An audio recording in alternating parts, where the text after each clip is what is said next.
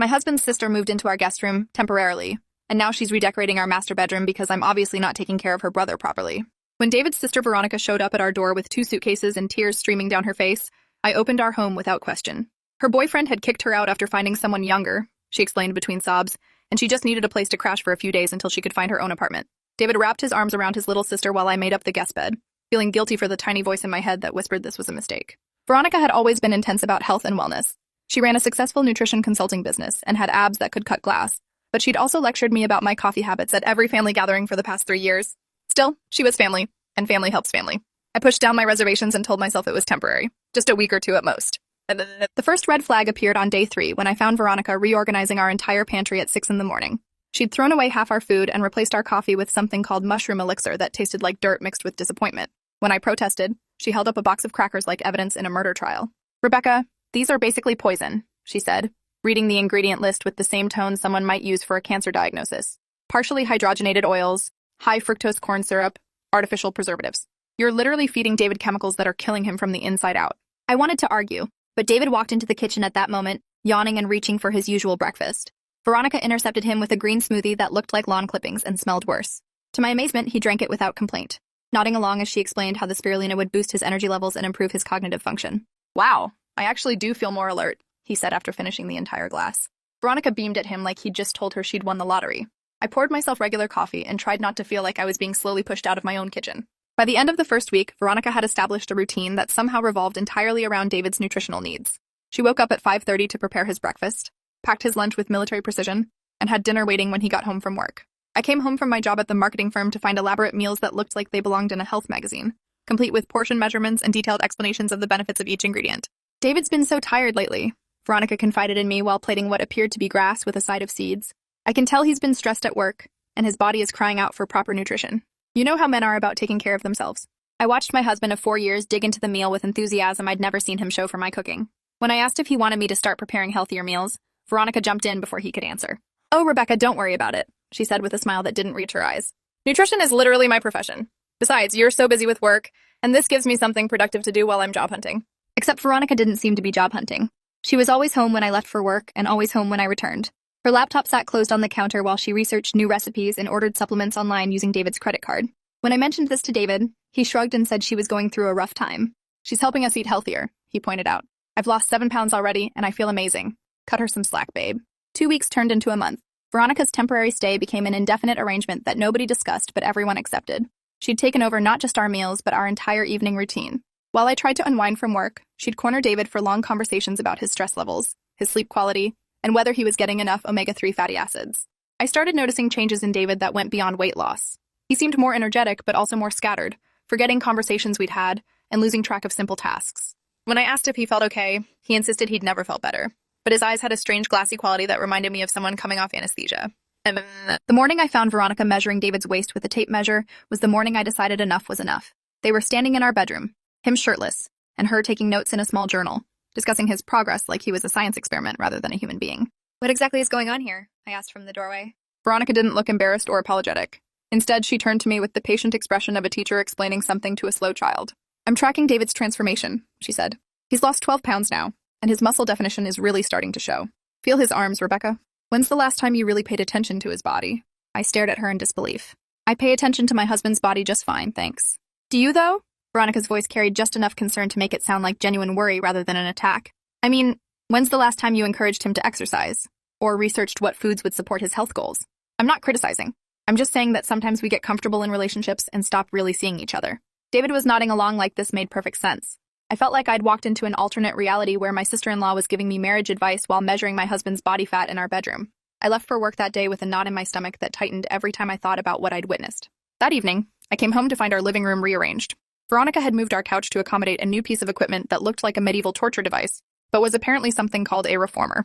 She was guiding David through exercises while wearing athletic wear that showcased every muscle in her annoyingly perfect body.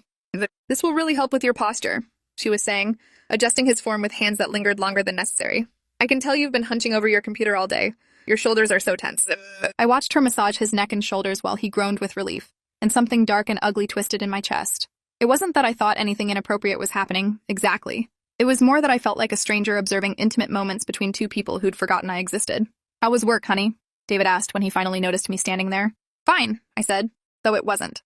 I'd spent the entire day distracted, making stupid mistakes and snapping at coworkers. How long is that thing staying in our living room? It's not that big, Veronica said before David could respond. And it's really helping David address some imbalances in his musculature. I noticed he favors his right side when he walks, probably from years of poor ergonomics and inadequate core strength. She spoke about my husband's body like she knew it better than I did. Like she'd been studying it, cataloging its flaws and deficiencies while I'd been obliviously going about my life. I felt stupid and angry and increasingly like an outsider in my own home. The final straw came when I walked into our bedroom to find Veronica hanging crystals from the ceiling fan. She'd also replaced our blackout curtains with something gauzy that let in too much light and moved our alarm clock to the other side of the room. What are you doing? I demanded. Creating a more restful environment for David, she said, not even pausing in her crystal arrangement. He's been having trouble with deep sleep, and the energy in here was all wrong. Too much electronics, too much clutter, too many synthetic materials disrupting his natural circadian rhythms. I looked around our bedroom, which had been fine for 4 years of marriage, and saw it through her critical eyes. Our furniture was cheaply made, our sheets were probably full of chemicals, and our general approach to interior design was apparently slowly killing my husband. You can't just redecorate our bedroom without asking, I said, trying to keep my voice calm. I'm not redecorating, Veronica corrected. I'm optimizing. David asked me to help him create a better sleep environment. Didn't you, David? My husband, who was sitting on our bed testing out a new pillow that supposedly aligned his spine better, nodded absently. Yeah, I mentioned I'd been waking up tired. Veronica has some great ideas about how to improve our sleep quality. Our sleep quality, I repeated. This is our bedroom, David. Our space, not a wellness center. Veronica's expression softened into something that might have been pity. Rebecca, I know change can be hard, especially when you're used to doing things a certain way, but David's health has to be the priority here. He's been neglecting his body for years, and now he's finally taking steps to feel better. Shouldn't you be supporting that? The way she said it made me feel selfish for wanting to keep our synthetic fiber sheets and our digital alarm clock, like I was standing in the way of my husband's health and happiness simply by existing in my own space. That night, I lay awake on the new mattress Veronica had ordered, which was supposed to be made from organic latex and bamboo fibers, but felt like sleeping on a particularly firm piece of cardboard. David slept like the dead beside me, more deeply than I'd seen him sleep in months. I stared at the crystals casting weird shadows on the ceiling, and wondered when exactly I'd lost control of my own life. I decided to do some research. If Veronica was such an expert, surely she had credentials, client testimonials, some kind of professional reputation I could verify. What I found instead was a series of concerning patterns that made my blood run cold. Veronica's business had no real online presence beyond a basic Instagram account, with heavily filtered photos of smoothie bowls and inspirational quotes about wellness. Her supposed certification came from an online program that charged $300 for a PDF certificate that literally anyone could purchase. More disturbing were the scattered forum posts I found from people asking about problematic wellness coaches who'd inserted themselves into their clients' lives and relationships. One post in particular made my hands shake as I read it. A woman described how her sister had hired a nutrition coach who'd gradually taken over her household, isolated her from friends, and convinced her that everyone in her life was sabotaging her health journey. The coach had moved in temporarily and systematically destroyed the woman's marriage while positioning herself as the only person who truly cared about the client's well-being. I screenshotted everything and created a folder on my computer labeled Veronica Research. Then I started paying closer attention to what was actually happening in my house. I noticed that Veronica never ate the same meals she prepared for David. While he consumed elaborate concoctions full of exotic superfoods and supplements, she nibbled on simple salads and plain proteins. When I asked about this, she explained that everyone's nutritional needs were different, and she'd customized David's plan specifically for his body and goals. I started taking photos of David's meals and researching the ingredients. Some of the supplements Veronica was giving him weren't available in regular health food stores. They had to be ordered from specialty websites that made vague claims about enhancing mental clarity and reducing anxiety. When I looked closer at the ingredient lists, several contained compounds I'd never heard of. The breaking point came when I found Veronica in our bedroom at midnight, sitting beside David's sleeping form and taking notes in her journal. She had a small flashlight and was observing him like a scientist studying a lab rat. When she noticed me in the doorway, she didn't look guilty or embarrassed. His REM cycles have been much more regular since I adjusted his evening routine, she whispered. I wanted to document the improvement for his file. His file? I whispered back. I keep detailed records for all my clients, she said, as if this were perfectly normal. Sleep patterns, mood changes, physical responses to different interventions. How else would I track his progress? I backed out of the room and stood in the hallway, heart pounding. My husband wasn't Veronica's client. He was her brother, who was letting his sister crash in our guest room. But somehow, without anyone explicitly agreeing to it, he'd become her full-time wellness project, and I'd become an obstacle to his transformation. The next morning, I called in sick to work and went through David's bathroom cabinet while he was in the shower. Hidden behind his normal toiletries, I found an arsenal of supplements I'd never seen before.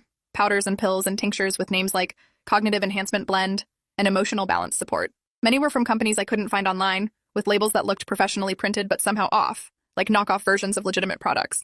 I photographed everything and then did something that felt like a violation but also felt necessary. I went through Veronica's purse while she was outside doing yoga on our patio. Inside, I found a prescription bottle with David's name on it, filled with white pills I didn't recognize.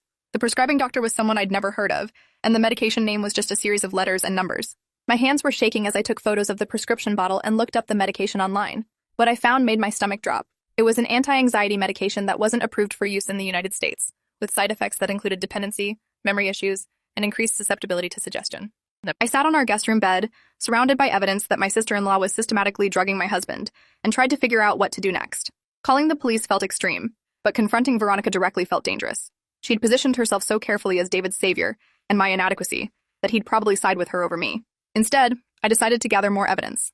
I set up a small camera in our kitchen, hidden behind a cookbook, and started recording Veronica's meal preparations. I also began taking small samples of David's food and supplements, storing them in labeled containers in my office desk drawer. What I captured on camera over the next 3 days was chilling. Veronica added unmarked powders and liquids to David's meals, carefully measuring doses and checking her journal for reference. She also prepared separate portions of the same meals without the additives, which she stored in the refrigerator marked with a small V that I'd assumed stood for Veronica, but now realized probably stood for something else entirely. I watched her crush pills and stir them into David's morning smoothies, all while maintaining the caring, concerned expression of someone nursing a loved one back to health. She even talked to herself as she worked, commenting on his progress and adjusting dosages based on his responses to previous treatments. "A little more of the blue powder today," she murmured while preparing his breakfast. "He was too alert yesterday evening. Need to find the right balance between compliance and consciousness." I nearly vomited hearing those words. My husband wasn't being helped. He was being systematically drugged and controlled by someone who'd convinced him she was saving his life. During this time, I also noticed Veronica had begun making changes to other parts of our house that she claimed were for David's benefit. She replaced our regular light bulbs with expensive full-spectrum ones that supposedly supported natural circadian rhythms. She installed air purifiers in every room, claiming our home's air quality was toxic. Most disturbingly, she'd begun rearranging our furniture according to what she called energetic flow principles. When I questioned these changes, David defended them enthusiastically. "I can actually feel the difference," he insisted. "The air feels cleaner, and the lighting doesn't strain my eyes like it used to. You know how I used to get headaches in the evenings? They're completely gone now." I wanted to point out that his evening headaches had started around the same time Veronica moved in, but something in his glassy-eyed expression stopped me. It was like talking to someone who was there but not entirely present, going through the motions of normal conversation while something else entirely was happening behind his eyes. Veronica had also begun scheduling David's entire day around what she called his optimal energy cycles. She woke him at specific times, fed him at precise intervals, and even dictated when he should shower, exercise, and go to bed. She presented this as scientific optimization, but I recognized it as complete control over his daily routine. "Traditional schedules are based on industrial convenience, not biological needs," she explained when I questioned why David was suddenly eating dinner at 5:30 instead of 7. "David's cortisol levels are naturally higher in the late afternoon, so earlier meals support better digestion and sleep quality." David nodded along with everything she said, but I noticed he'd stopped making plans with friends, or even suggesting we do things together on weekends. When I asked about this, he said he was focusing on his health transformation and didn't want to derail his progress with social obligations. That phrase chilled me. David had never called spending time with our friends social obligations. He'd always been outgoing and social, but now he seemed content to spend all his free time discussing wellness strategies with Veronica or following the exercise routines she'd designed for him. I started documenting these behavioral changes alongside the physical evidence I was collecting. I kept a journal of David's personality shifts, his increasing isolation from friends and family, and his growing dependence on Veronica's guidance for basic daily decisions. The most disturbing development came when I discovered Veronica had been reading David's text messages and emails. I found her going through his phone while he was in the shower, taking photos of conversations with his coworkers and friends. When I confronted her, she didn't deny it. "I'm helping him identify negative influences in his life," she said calmly. "Toxic relationships create stress, which manifests as physical illness. David needs to surround himself with people who support his wellness journey." "You mean people who support you controlling his life?" I shot back. "Rebecca, I understand you're feeling threatened by the positive changes in David," Veronica replied with maddening patience. "But your resistance is actually proving my point. A truly supportive partner would celebrate his transformation, not try to sabotage it." That afternoon, I called David's doctor and explained that I was concerned about his recent personality changes and wanted to rule out any medical causes. Dr. Gilman agreed to see him the next day. But when I told David about the appointment, Veronica immediately objected. "Traditional medicine isn't going to understand what we're doing," she told David while I stood right there.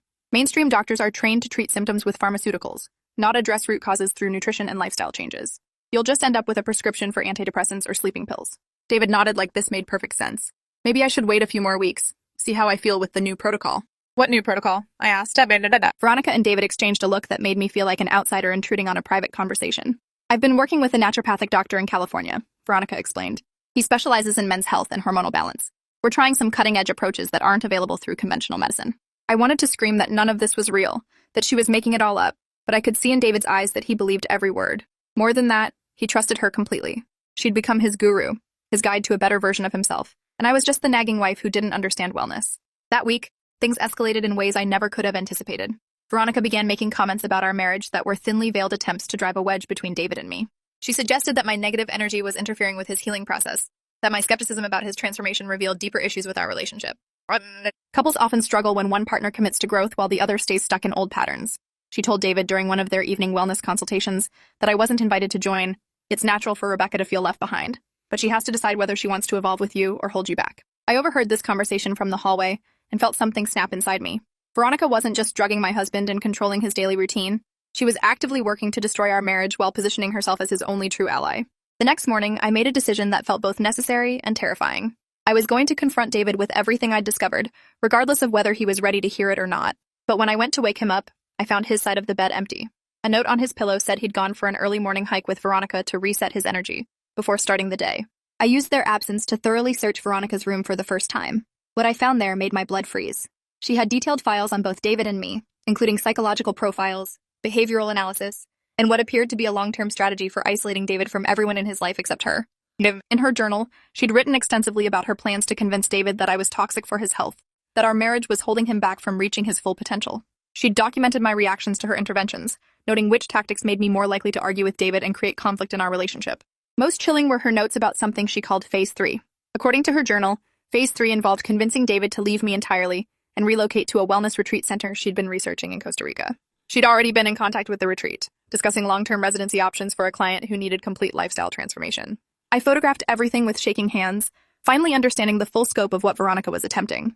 This wasn't just about control or manipulation. She was systematically planning to steal my husband's entire life, using wellness and health as weapons to destroy everything we'd built together. When they returned from their hike, both David and Veronica were glowing with endorphins and enthusiasm. David couldn't stop talking about how amazing he felt after breathing fresh air and connecting with nature.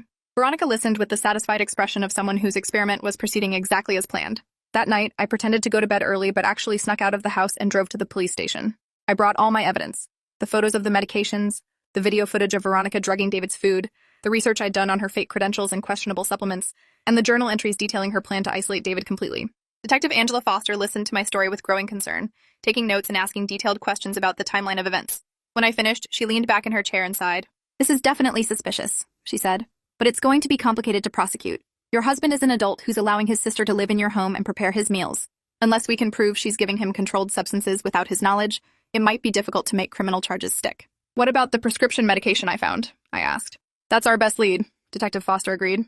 "If she's obtaining prescription drugs illegally and administering them without consent, that's multiple felonies. But we'll need to get the medications tested to confirm what they actually contain, and we'll need your husband's cooperation for a blood test." I left the police station with instructions to document everything and a plan to have David's supplements tested by a lab. Detective Foster also gave me the number for a domestic abuse counselor who specialized in cases involving coercive control, which was apparently the technical term for what Veronica was doing to my husband. The counselor, Diana Lopez, explained over the phone that coercive control often looked like care and concern to outsiders. Abusers isolated their victims gradually, convinced them that they were the only person who truly understood their needs, and created dependency through various means, including psychological manipulation and sometimes chemical dependency. The fact that she's using wellness and health as the vehicle for control is actually very common, Diana explained. It allows the abuser to position themselves as the caregiver while undermining the victim's ability to think clearly or make independent decisions. Your husband probably genuinely feels better in some ways, which makes it harder for him to recognize what's happening. Diana helped me understand that David's compliance wasn't weakness or stupidity.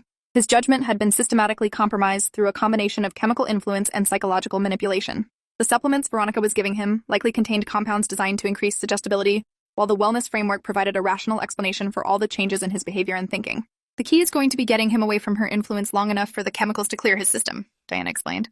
"Once he can think clearly again, he'll be much more likely to see the situation for what it really is." I scheduled a session with Diana for the following week, but events overtook my careful planning. That Friday evening, I came home from work to find David unconscious on our living room floor, with Veronica kneeling beside him, calling 911. "He just collapsed," she told the paramedics through tears. "He said he felt dizzy, and then he just went down.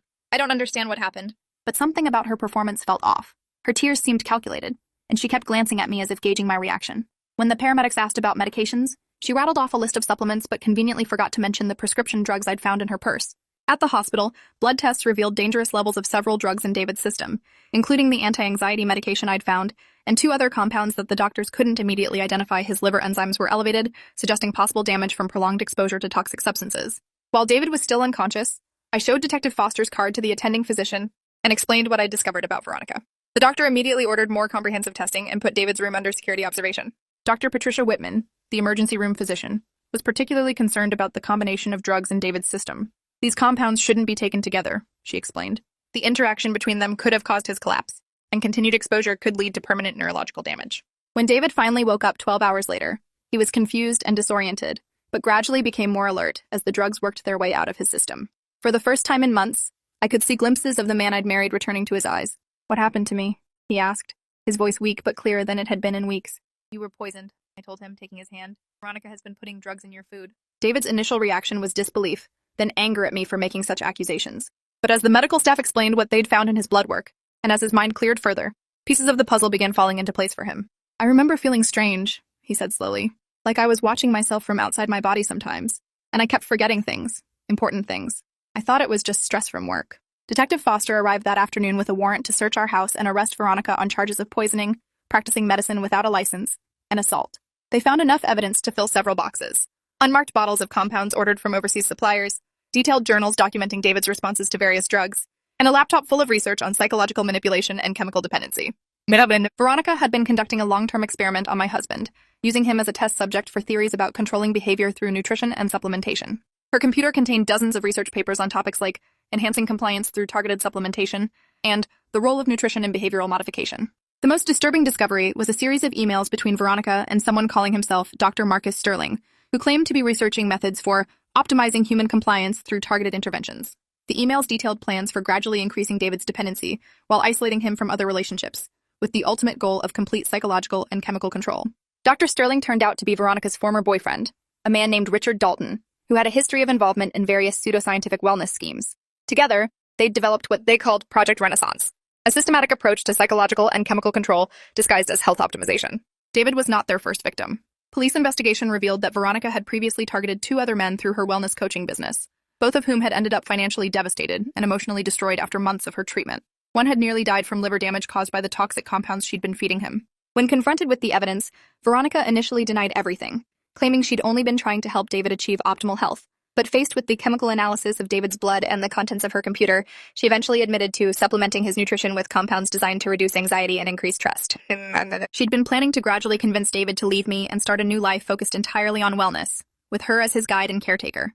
The fake naturopathic doctor was actually her former boyfriend who'd helped her develop the drugging protocol as part of some twisted relationship experiment that they hoped to turn into a profitable business model. "We were developing a new paradigm for wellness coaching," she told the police during her interrogation, apparently still believing her actions were justified. "Traditional therapy takes years and often fails. We found ways to accelerate the process of personal transformation." The reality was that they'd found ways to chemically enslave people while convincing them it was for their own good. David spent 3 more days in the hospital, while his body eliminated the accumulated toxins. As his thinking cleared, he began to remember things differently. The past 2 months felt like a fog lifting, revealing the manipulation he'd been too chemically impaired to recognize. "I can't believe I let this happen," he kept saying. "I should have seen what she was doing." "You couldn't see it," I assured him. "That was the whole point." Dr. Whitman explained that the compounds in David's system had been specifically chosen to impair critical thinking while maintaining basic functioning. "It's actually quite sophisticated," she said. "Whoever designed this protocol knew exactly how to keep someone compliant without making them obviously incapacitated." The physical recovery was challenging enough, but the psychological healing proved even more difficult. David struggled with shame and self-doubt, unable to trust his own judgment after months of having his perceptions manipulated. He'd lost weight and muscle tone, despite Veronica's claims about optimizing his health, and suffered from anxiety and depression as his brain chemistry slowly returned to normal. We started couples therapy with Diana Lopez, who helped both of us understand the dynamics of what had happened. David wasn't weak or gullible for falling victim to Veronica's manipulation. She'd used sophisticated psychological and chemical techniques developed specifically to bypass normal defensive mechanisms. "Coercive control works by gradually eroding the victim's ability to think independently," Diana explained. "It's not about intelligence or strength. It's about finding someone's vulnerabilities and exploiting them systematically." For David, those vulnerabilities included his love for his sister, his desire to be healthier, and his trust in family. Veronica had weaponized all of these positive traits against him. The legal process moved slowly but steadily. Veronica pled guilty to aggravated assault and practicing medicine without a license. She was sentenced to 3 years in prison and ordered to pay for David's medical expenses and our counseling costs. Richard Dalton, the fake doctor, was arrested in Colorado and charged with conspiracy and distribution of controlled substances. The investigation also uncovered their broader plans. They'd been developing what they called a wellness retreat in Costa Rica that would have been nothing more than a prison where wealthy clients paid enormous sums to be psychologically and chemically controlled under the guise of transformation therapy. 6 months later, David's health returned to normal, though he still struggles with trusting his own judgment about people. We're in couples therapy working through the trauma of those months, learning to recognize manipulation and rebuild the trust that Veronica systematically destroyed. The physical damage healed relatively quickly, but the psychological scars run deeper. David still has nightmares about feeling trapped in his own body, watching himself make decisions that didn't feel like his own. He's hypervigilant about what he eats and drinks, checking ingredient lists obsessively, and refusing anything that comes from unfamiliar sources. Our house feels like ours again, free from the toxic presence that nearly destroyed our marriage. We've redecorated completely, removing every trace of Veronica's optimizations. David throws away any supplement that comes in an unmarked container, and we both cook dinner together most nights, appreciating the simple pleasure of knowing exactly what we're eating. The guest room stays empty now, and we're perfectly fine with that.